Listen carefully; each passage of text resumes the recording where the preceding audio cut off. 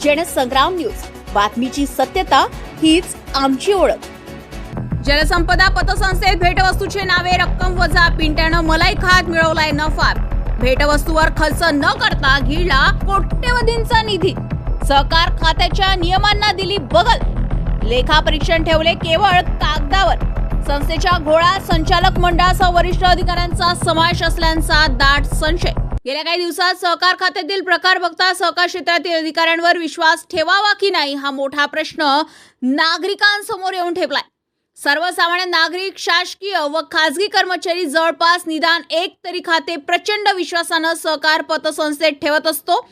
मात्र याच विश्वासाला तडा देण्याचे सहकार क्षेत्रात होत असेल तर पतसंस्थेत ठेवायची की नाही हा विचार करण्यास भाग पाडणारा प्रश्न आहे।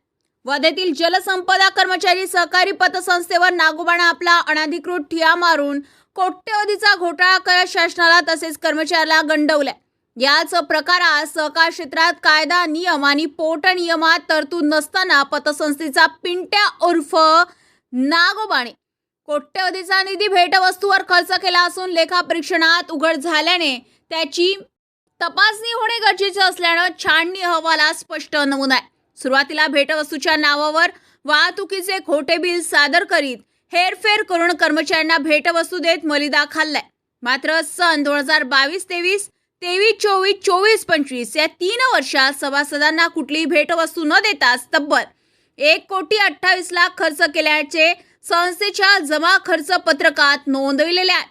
याबाबत संस्थेची छाननी अहवाल बघता लेखापरीक्षक बागडिया अँड कंपनी नागपूर व SSRP अँड कंपनी नागपूर यांनी लेखापरीक्षण अहवालात झालेला घोळाचा शेरा नमूद करणे आवश्यक होते।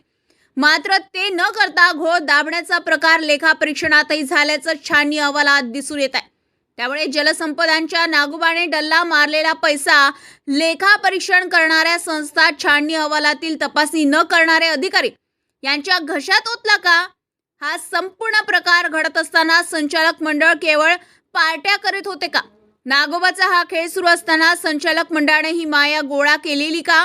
यासारखे अनेक प्रश्न निर्माण झाल्यानं सहकार क्षेत्राच्या विश्वासाला काळीमा फासल्याचं दिसत आहे।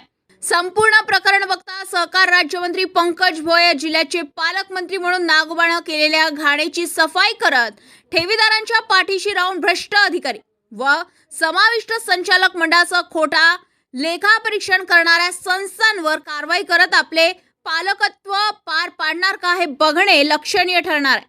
पलाश उमाटे, जनसंग्राम न्यूज, वर्धा।